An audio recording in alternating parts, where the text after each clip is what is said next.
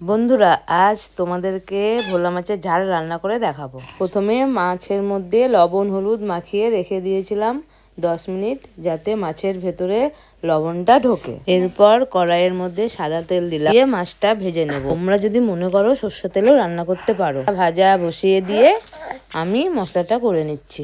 মাছটা ভেজে তুলে নিলাম, তারপরে আর একটু সাদা তেল দিয়ে যে গরম হলো জিরে ফোড়ন দিলাম। জিরে ফোড়ন দিয়ে জিরেটা যেই লাল লাল হলো তখন পেঁয়াজটা দিয়ে দিলাম। পেঁয়াজটা লাল লাল করে যেই ভাজা হয়ে গেছে তখন টমেটোটা দিয়ে দিলাম। টমেটোটা যেই ভাজা ভাজা হয়ে গেল একটু, তখন আমি ওই রসুন আর লঙ্কা যে বেটেছিলাম সেটা দিয়ে দিলাম।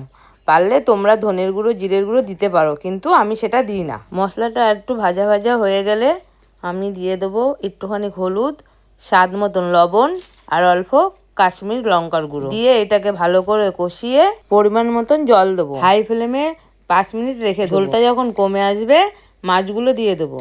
মাছগুলো দেওয়ার পরে নেড়ে চেড়ে ঝোলটা যে একটু ফুটবে, তারপরে ধনেপাতা তার উপরে ছড়িয়ে নামিয়ে ফেলবো। বন্ধুরা, আজকে যদি আমার ভিডিওটা ভালো লেগে থাকে তাহলে তোমরা একটা লাইক, একটা কমেন্ট, একটা শেয়ার করে দিও।